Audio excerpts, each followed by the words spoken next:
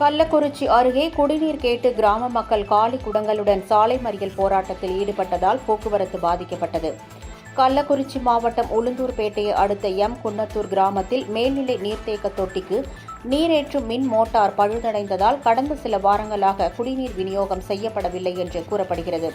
இதுகுறித்து ஊராட்சி நிர்வாகம் மற்றும் ஊரக வளர்ச்சித்துறை அதிகாரிகளிடம் கிராம மக்கள் பலமுறை கோரிக்கை வைத்தும் இதுவரை உரிய நடவடிக்கை எடுக்கப்படவில்லை என கூறப்படுகிறது.